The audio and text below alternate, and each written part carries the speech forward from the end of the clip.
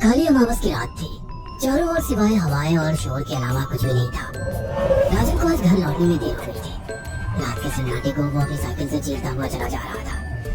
वो गांव की नदी तक पहुंचा ही था कि तभी उसे नदी के पास एक काला साया दिखाई दिया जो नदी के किनारे पानी को घोले जा रहा था। इतनी रात को नदी के पास देखकर राजन के ना जाने क्यों रोंगटे खड़े हो गए। उसे ऐसा महसूस हुआ मानो उसके पैर साइकिल के पैडल पर जम गए हो।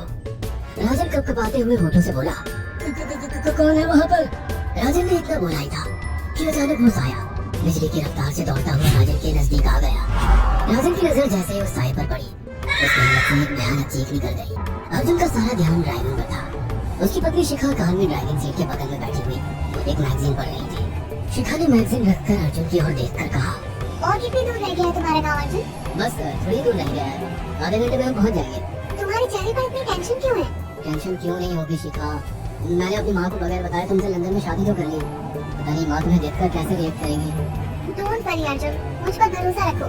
तुम्हारी माँ को मनाने की जिम्मेदारी मेरी है। आई होप शिखा ऐसा ही हो। यकीन मानो अगर ऐसा हुआ ना तो मेरे ऊपर से बहुत बड़ा बोझ उतर जाएगा। हम मुस्कुरा भी दो यार।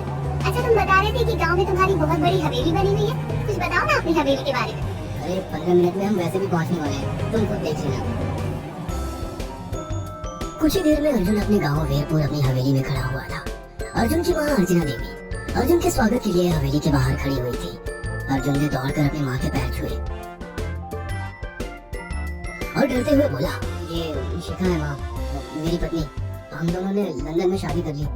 अर्जुन की बात सुनकर अर्चना देवी मुस्कुराकर बोली, कोई बात नहीं बेटा, एक ना एक दिन तो तुझे शादी करनी ही थी।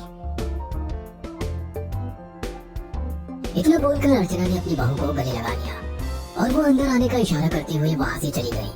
अर्जुन को अपनी माँ का ये बिहेवियर देखकर बहुत ज्यादा हैरत हुई। उसे उसकी माँ इस बार बहुत बदली हुई सी लगी। अर्जुन पूरे 10 साल बाद लंदन से आया था। अर्जुन उन्हीं ख्यालों में खोया हुआ था कि उसके कानों में उसकी पत्नी शिखा की आवाज टकराई। अब क्या बाहर ही खड़े रहने का इरादा है क्या? अंदर नहीं चलोगे?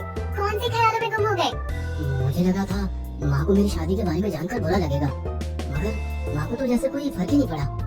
अजीब आदमी हो, ये तो अच्छी बात है। मुझे मेहनत करने की जरूरत ही नहीं पड़ी। चलो अब अंदर भी चलो। अर्जुन और शिखा अंदर की ओर चले गए। अर्जुन ने देखा कि उसकी हवेली में सन्नाटा पसरा हुआ था। उसे याद था कि उसकी हवेली में बहुत सारे नौकर चाकर हुआ करते थे। डाइनिंग टेबल पर डिनर के दौरान अर्जुन अपनी माँ से जो बोला वो सुन उसकी पत्नी शिखा और रहस्यमय अंदाज में मुस्कुराकर लगातार देखी जा रही थी। माँ, हवेली के सारे नौकर कहाँ गए? मैंने सबको छुट्टी दे दी बेटा। लेकिन क्यों माँ, तुम्हें तो काम करने में बहुत ज्यादा तकलीफ होती होगी। नहीं बेटा, मुझे कोई तकलीफ नहीं होती। कुछ वक्त से मुझे सुकून और सन्नाटा अच्छा लगता है। अर्जुन इससे पहले अपनी माँ से कुछ कहता कि उसकी माँ ने उसे बोलने से रोक दिया। अर्जुन चुपचाप खाना खाने लगा। खाने के बाद अर्जुन और शिखा बेडरूम में चले गए। अर्जुन बेड पर सोच में लेटा हुआ था कि अचानक शिखा अर्जुन से लिपट गई और वासना का तूफान अपने चरम पर पहुंच गया था। अचानक शिखा को दरवाजे पर 2 लाल लाल आंखें दिखाई दिए। उसे ऐसा लगा जैसे कि कोई उसे देख रहा हो। शिखा ने तुरंत बेड से उठकर अपने कपड़े पहन लिए। क्या हुआ शिखा? अर्जुन, मुझे ऐसा लगा जैसे कोई हम दोनों को देख रहा हो। पागल हो गई हो क्या? हवेली में सन्नाटा पसरा हुआ है, एक भी नौकर चाकर नहीं है। तुम्हें वहम हुआ होगा। तुमने तो सारा मूड खराब कर दिया शिखा। अब सो जाओ। उस रात अर्जुन तो गहरी नींद में सो गया, मगर शिखा की आंखों से नींद कोसों दूर थी। अगली सुबह शिखा जल्दी उठकर किचन की ओर चली गई, मगर उसने देखा कि उसकी सास अर्चना नाश्ता तैयार कर चुकी थी। माँ, आपने तकलीफ क्यों की? मुझे बुला लेती आप। शिखा की बात सुनकर उसकी सास अजीब से अंदाज में शिखा की ओर देखने लगी। उनके देखने के अंदाज में पता नहीं ऐसा क्या था कि शिखा को अपने रोंगटे खड़े होते हुए महसूस हुए।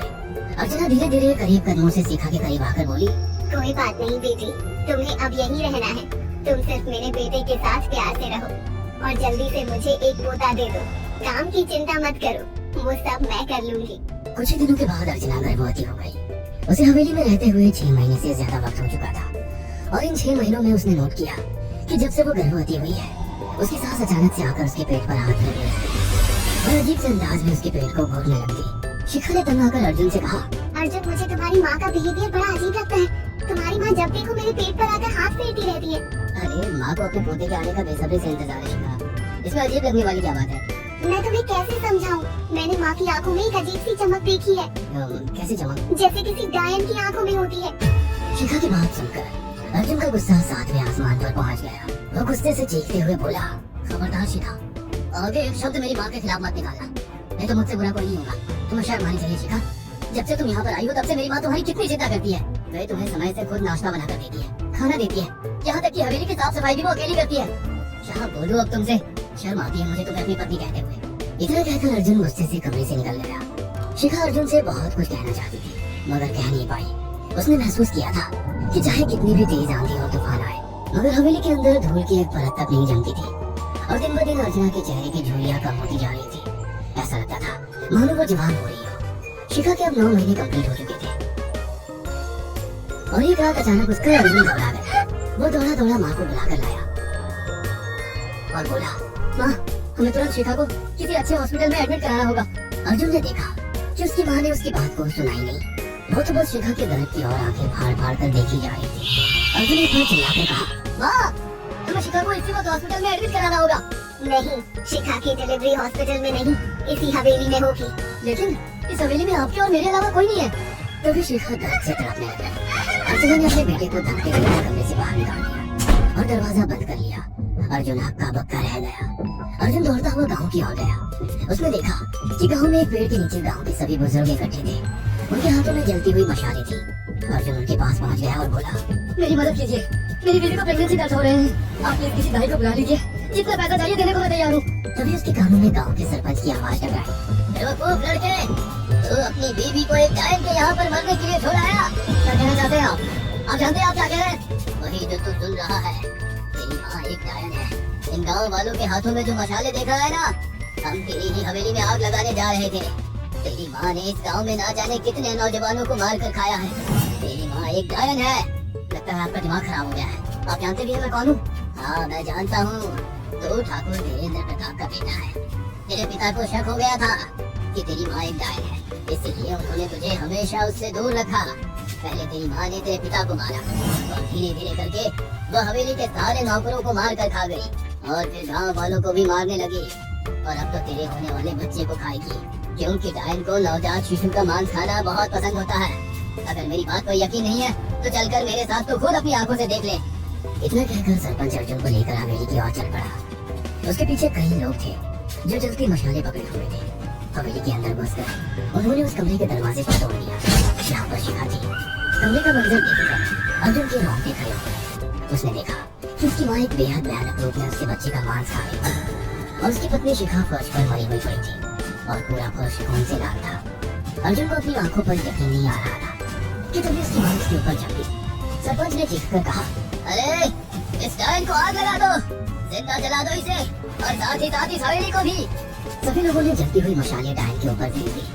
देखते ही देखते डायन दर्द से चीखने और चिल्लाने लगी और कुछ ही देर में वो जलकर राख हो गए। हवेली में आग लग गई।